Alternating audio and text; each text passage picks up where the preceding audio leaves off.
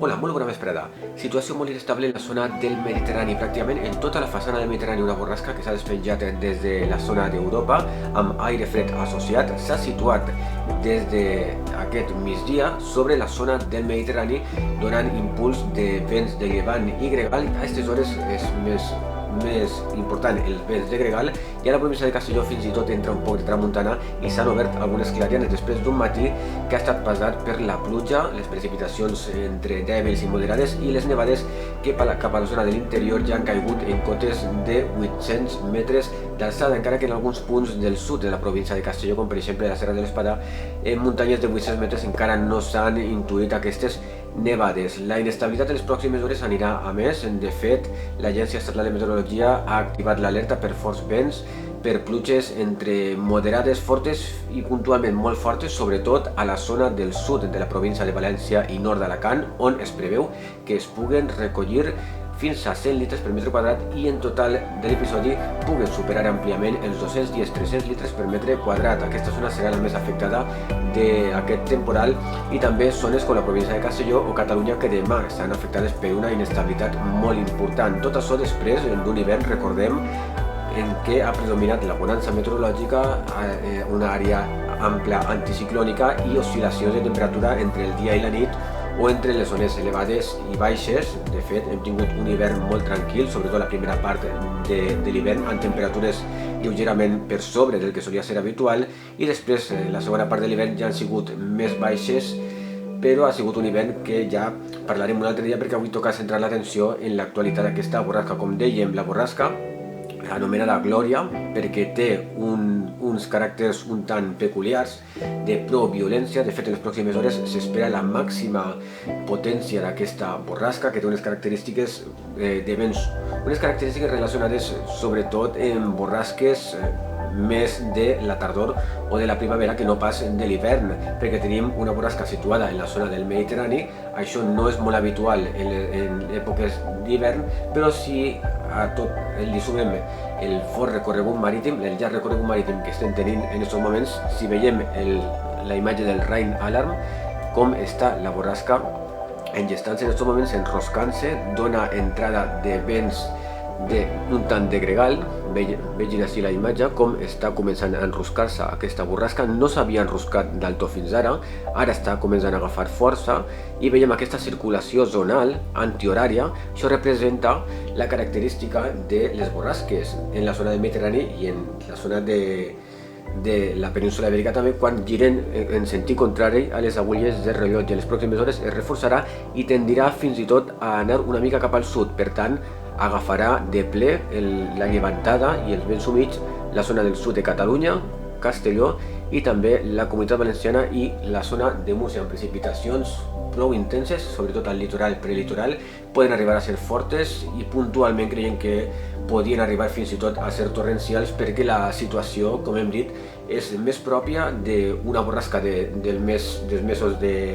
la tardor que no pas de l'hivern. En l'hivern no acostumem a tenir aquestes borrasques tan importants sobre la zona del Mediterrani, a més de que en les pròximes hores esperem acumulacions de precipitacions, sobretot en la zona del sud de València i nord d'Alacant, de fins a 100 litres per metre quadrat i comptabilitzacions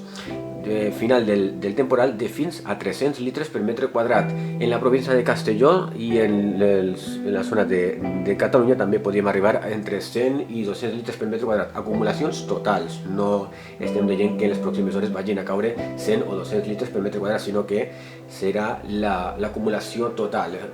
Aleshores, a la zona del sud es quedaria entre 300 litres per metre quadrat en aquest punt i puntualment es superaran en alguna àrea, i en la província de Castelló entre 100 i 200, al igual que en la zona de Catalunya. Preferentment al nord de la província de Castelló creiem que serà la zona més afectada dins de la província de Castelló per aquestes precipitacions. Hem de destacar el fort vent, que de fet és el que fa que aquesta borrasca tingui unes peculiaritats molt importants en la zona del Mediterrani, perquè seran uns vents de fins a 100 km per hora i ben sostinguts, sobretot en la zona del sud de València i nord d'Alacant, també la província de Castelló. En la província de Castelló en les pròximes hores encara es preveu que entri una mica de gregal o tramuntana. De fet, la marca de les precipitacions es marca com en les zones de l'interior de Castelló en les últimes hores ha disminuït de manera considerable les precipitacions. Això vol dir que el vent entra una mica del nord i trenca una mica la nuvolositat, o si fa o no fa, deixa de ploure en les zones de l'interior de la província de Castelló. De fet, en punts de la Serra de l'Espadà a hores d'ara no està plovent en absolut i el vent cada vegada va augmentant. Encara no ha entrat el vent fort en alguns punts de la província de Castelló, sobretot de l'interior, com és el cas del Baix Espadà com Artesa. Encara no hem tingut ninguna ràfega de vent durant el dia d'avui, però en les pròximes hores creiem que sí que anirà agafant empenta, però sobretot serà la meitat sud de la Comunitat Valenciana la més afectada per aquestes ventades fortes de cara a les pròximes hores. 100 km per hora, inclús podien 120 km per hora, i en alguns punts ràfegues pròximes als 100 km per hora i sostinguts. Això és una verdadera barbaritat per a la zona del Mediterrani, ratxes quasi huracanades en alguns punts i que arribaran segurament a ser de categoria huracanada, perquè no és molt habitual aquesta situació en les zones del Mediterrani, com hem dit, en els mesos de l'hivern. Recordem en l'hivern del 2016-2017 que també vam tenir precipitacions molt importants. Doncs bé, en les pròximes hores la tendència és que, com hem dit, aquesta borrasca vagi situant-se cap a la zona més al sud i vagi agafant d'empenta tota aquesta zona. Girarà ciclònicament en aquesta direcció i anirà agafant tot aquest recorregut marítim i traslladant precipitacions molt importants a la zona de la Comunitat Valenciana i també Catalunya. També la província de Castelló en les pròximes hores anirà augmentant la possibilitat de precipitacions i demà serà un dia absolutament passat per aigua, amb vents forts